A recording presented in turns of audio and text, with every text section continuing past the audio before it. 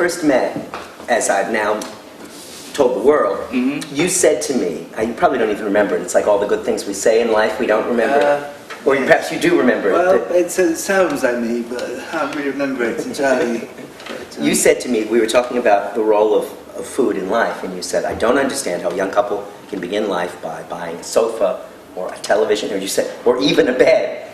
You said, don't they know, before they buy a table, don't they know the table comes first? And as soon as you said that to me, I knew, a little light went off in my head, and I said to myself, if I ever publish a book about food, building out of stuff I'd written for the New Yorker, that will be the title, because it sums up exactly what, excuse me, exactly what I believe is true. Did you intend it to have that broader meaning? No, I did really. It was, but no, it's given a meaning. It makes sense entirely. It's it is strange how if you go to people's houses, and there's a sofa, squishy seating, to the telly, but no table. It is a very wrong thing. And it's I think life. I think culture would be different. Certainly in this country, if there are more kitchen tables. Right. Actually, though, I have a theory that dining tables and kitchen tables do different kinds of work.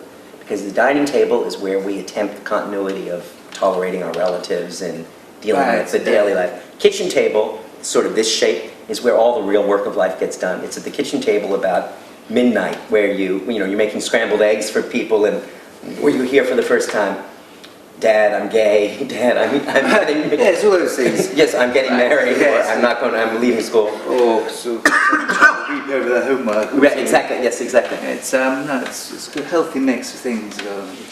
Kitchen table, yes. Maybe that's should we say it. The kitchen table comes first, possibly. Yes. But it's I was pleasantly surprised. It's such a useful quote. One of the things I say about you in this book, and I rewrote the profile I did of you back in 2005, I guess it was. And one of the things that struck me at the time, and you and I never talked about afterwards, because you're a gentleman never talks to his profiler after the profile is done. I think it's a rule of good manners. You never can, because inevitably in any piece, there are things you like and that you think resemble you and things that don't.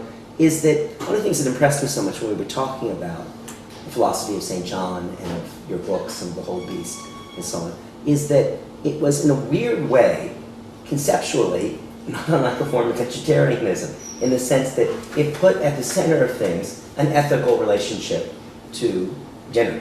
Vegetarians, I think, should yes, appreciate well, but it's oddly I was asked to give some mystery for some sustainable world carbon footprint thing, but instantly said, of course, you're a vegetarian, which isn't wrong way about approaching me, first of all,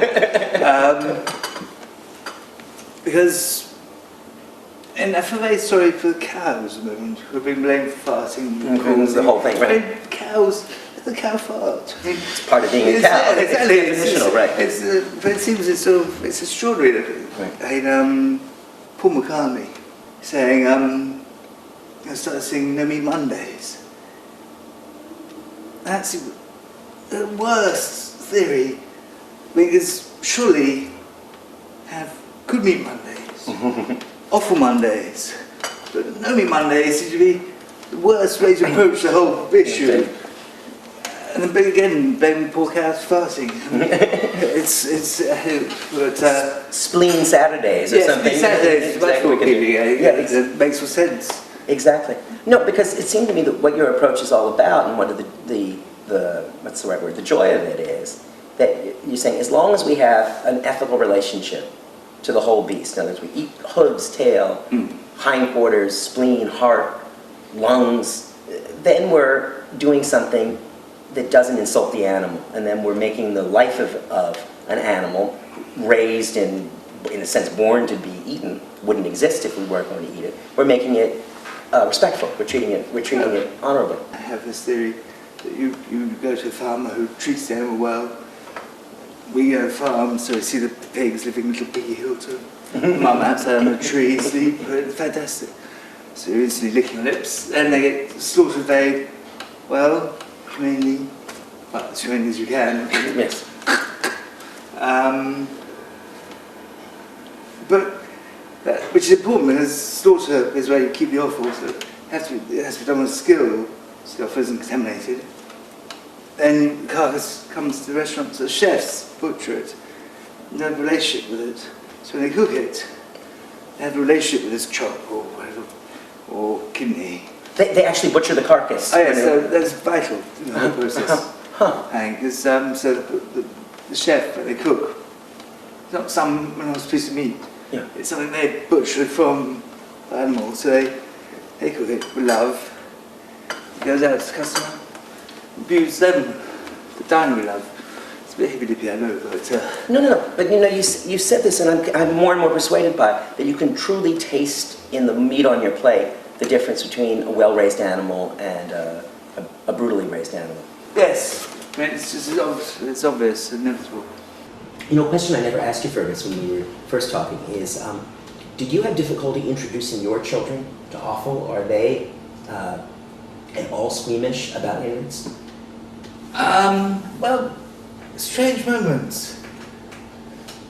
I went to Scotland with my folks. My brother-in-law shot 2 deer, and I said, she wanted to see them gutted. So they came down and gutted them, and then, but she loves animals. But she got really excited about this warm offal we then cooked up and fresh. And so there are moments that made me go, oh, that's my child. Then there are other moments where they go off to McDonald's and I'm saying, no, but it's full of shit. I say, no, I love it. And so that's not a good father moment. No, did they go to McDonald's? You know what I did with my kids, Fergus, when I was trying to dissuade them from the temptation of McDonald's, is I took them on 3rd Avenue in New York, which is like Tottenham Court Road, you know, big, brutal street, and there was a McDonald's there, and I took them to the time when they were delivering all of the food to McDonald's, and it all comes rolling down in these big canisters that look like they should contain atomic waste, and they roll it all into the store, and I said, kids, does that look to you? No. Like I thought I was warming them up and up, because there's sort of meat mulch they make. Yes. It's sort of, it's excrement, and it's just huge mulch of yummies. But for a while I hadn't convinced, but I failed. But have you thought of coming to America at all?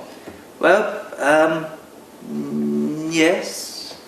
And I had slight flirtations with various people. Yeah. But I was in the bus. I love New York. I go there having fun. Not worrying about a restaurant. Right. But I come and cook with April, spoiled pig, and Yes, right. I just did that 2 weeks. Oh, in New York, yeah. New York. So I had my little dose of that. That's right. Which is good. We met at Peter Hoffman's Savoy, Yes, right? similar Savoy, thing, right. yeah, similar thing. And doing that. So that's enough. Have fun, the moment, cook. But without being narrowly sort of chauvinistic, it is a very English point of view that you have, a very English take.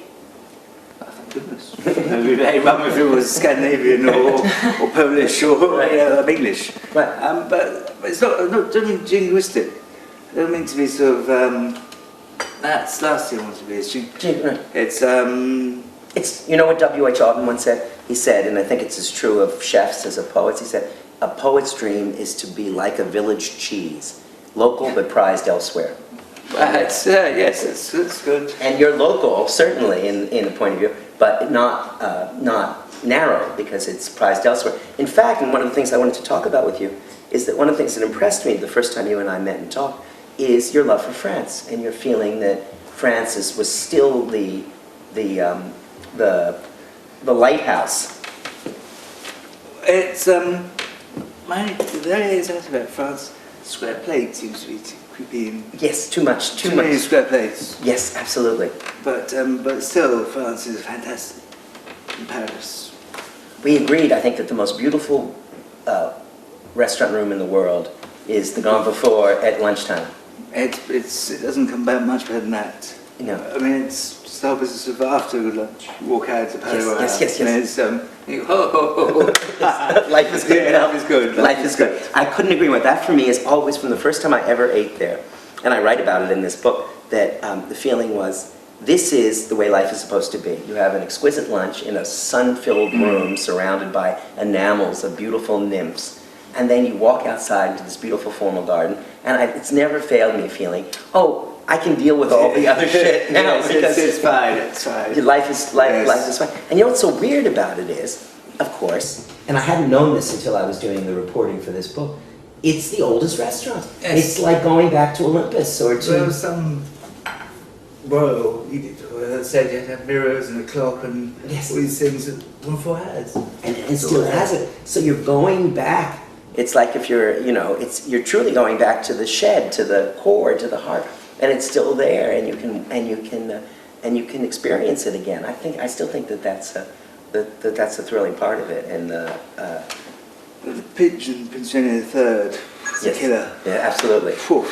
How do you respond, Fergus, to the anti-meat, the anti-animal eating crusaders? I don't mean so much the ethical vegetarians as the people who say that eating meat at all on our planet at this moment is a huge overexertion of, God only knows what, carbon miles and... Right. The fish we own, it's not meant to be farmed. It's meat. It's domestic animal, cows, sheep.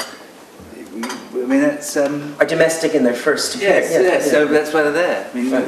the bread, Sassy Citizens box, we're here because you eat us. I mean, it's true. Yes. Each their own. Yes. But I think the pork fat and the greenery is good. So it's... Well, you know, I say in the book, you know, I think two things are true. One is that obviously it's true, but it can't be said too often, that domesticated animals, pigs, lambs, and cows too, exist only because they've been husbanded to be eaten. They're not... Yes. And so therefore to decide not to eat them means to eliminate them from the world, because that's why they're here. Secondly, they're part of a cycle, an agricultural cycle. That is, you can't imagine how you would have, in our sense, a natural agricultural cycle unless you have animals to eat the grass and make the shit to fertilize the next thing. That's part of the... But that is why we should eat more. Every bit. It's not a sort of thrift thing, it's delicious. Yes. But we should eat more. It shouldn't be. It shouldn't be sort of just chops.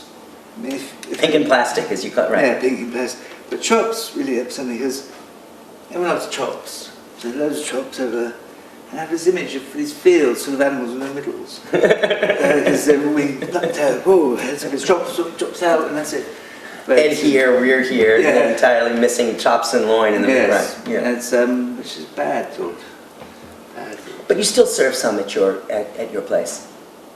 Serve. Chops. Oh yeah, no, serve chops. Yes, but I feel we balance it with Kidneys or whatever. Yeah, with other bits. So it's a happy.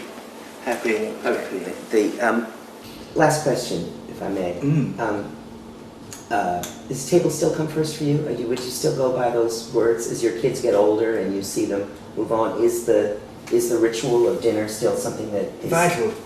It's quite quick to go. Done. But it's vital we sit down. The table held my family together. Most of my folks and we all sit down. It's the thing. It's the moment. Bake bread, glass of wine. Got to be good for everyone. Yes, absolutely. Someone once said that there's a little poem that runs, in every home I've ever known, the living room's a tomb. In every home I've ever known, the dining room's the room. And Yes. No, certainly.